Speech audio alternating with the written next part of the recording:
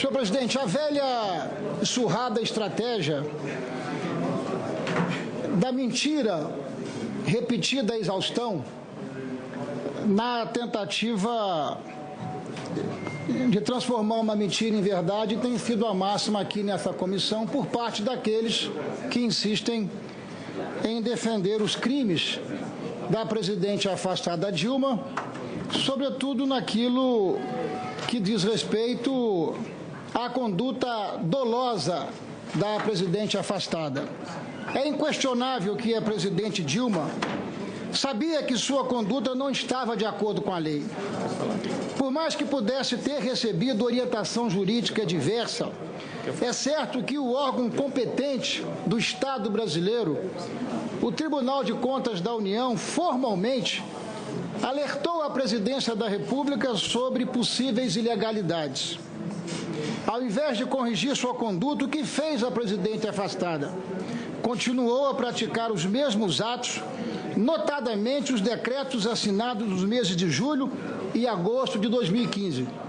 De igual forma, continuou se valendo do seu controle sobre os bancos públicos brasileiros para que esses pudessem financiar despesas que eram de responsabilidade do Poder Executivo. Como afirmado por testemunhas aqui da defesa, enfim, da presidente, é verdade que a assinatura de decretos suplementares é um ato corriqueiro da presidente? É verdade, senhor presidente. Todavia, naquele mês de julho, a partir da formalização do Tribunal de Contas da União, esse ato não era mais um ato corriqueiro. A chefe do Executivo sabia que assinava um ato ilegal. Esse inequívoco conhecimento faz com que seu ato seja reconhecido como doloso. Ora, todos sabemos que dolo é a prática de um ato com consciência de sua ilegalidade. E foi isso que fez a presidente Dilma. Neste caso, a presidente, alertada pelo TCU, tinha conhecimento de que seu ato poderia ser ilegal. Na verdade, já tinha consciência e ciência do fundamentado parecer técnico que revelaria a evidente ilegalidade praticada. Ao invés de agir de forma responsável, prudente, dentro da lei, optou por assumir o risco. Este seu comportamento no direito penal tem apenas um nome, senhor presidente: o dolo eventual. Assim, a presidente praticou, sim, um ato doloso, seja ele direto ou eventual. Essa sua conduta dolosa foi praticada de duas formas. Em relação aos decretos, sem número que assinou, um ato normativo que tinha ciência de sua ilegalidade. Quanto ao Plano Safra, deixou de exercer sua função constitucional. Conclua, senador, por favor. Já concluo, senhor presidente. De direção superior da administração federal, como consagrado no artigo 84 da Constituição Federal, omitindo-se de sua obrigação de interromper a prática ilegal, da qual foi formalmente cientificada pelo Tribunal de Contas da União. Pergunta ao doutor Wagner Vilas Boas. Vossa Senhoria ocupava um cargo do primeiro escalão do governo da presidente afastada. Tinha conhecimento, Vossa Excelência, dos atos ilegais praticados pela presidente afastada? Com a palavra, a testemunha, senador Wagner Vilas Boas. Senador, 3 minutos. O cargo que eu ocupava é um cargo do segundo escalão, o último cargo que eu ocupei até durante o ano do decreto, o ano 2015, e comunicação que é encaminhada da presidenta não vem para mim. Então, o que eu informei na pergunta que me foi feita foi durante o ano de 2008 a 2015, que eu chefiei a área, que eu estive na área de orçamento, nós não recebemos nenhum comunicado.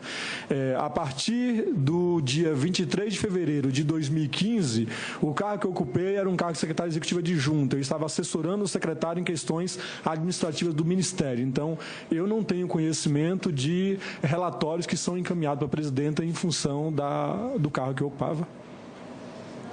Ao atentar contra as leis fiscais e orçamentárias do nosso país, a presidente atentou contra o artigo 85 da Constituição Federal e cometeu crime de responsabilidade.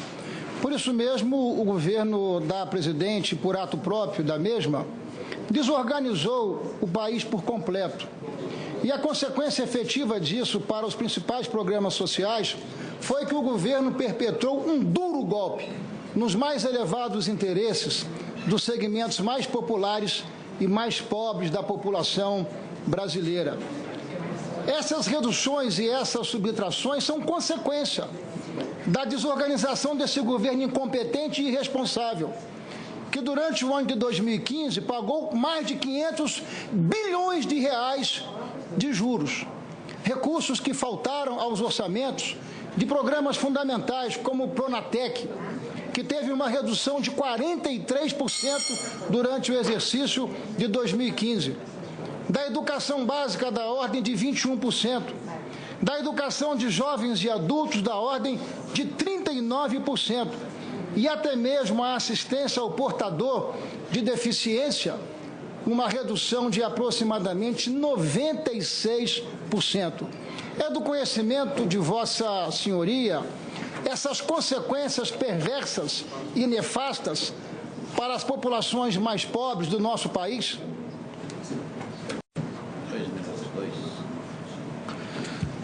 Dois minutos. Doutor Wagner Vilas Boas, da condição de testemunha.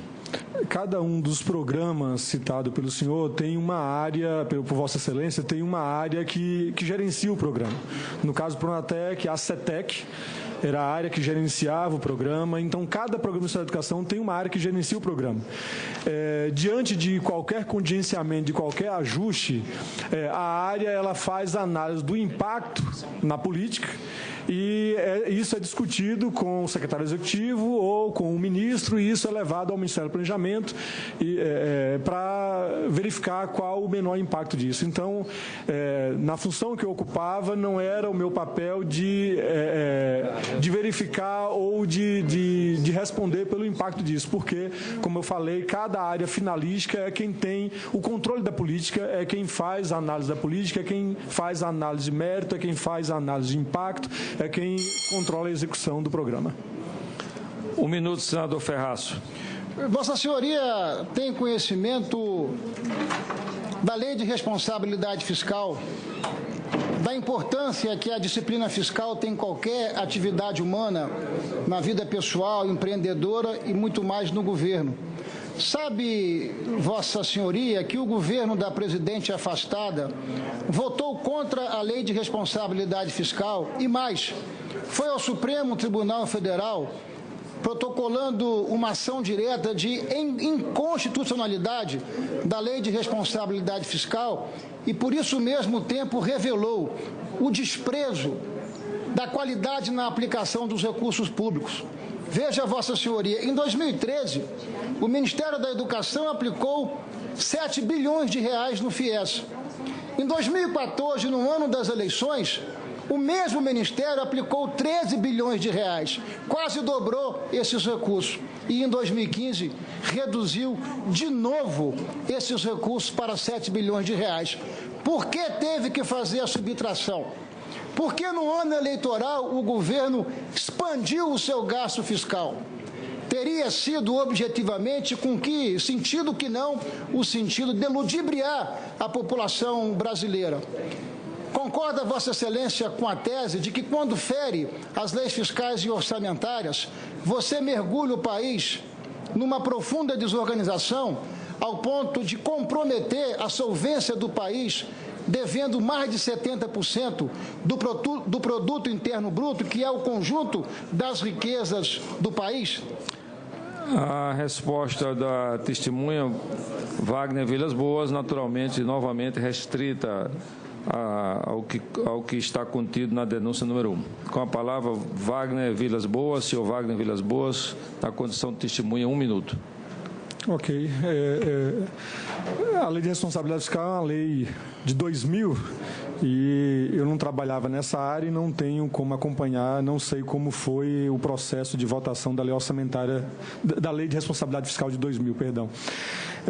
Com relação ao ajuste nos programas do Ministério da Educação, o Ministério da Educação, até o ano de 2013, se minha memória não me falha, 2012 ou 2013, o nosso limite de empenho ele era exatamente igual à lei orçamentária aprovada no Congresso.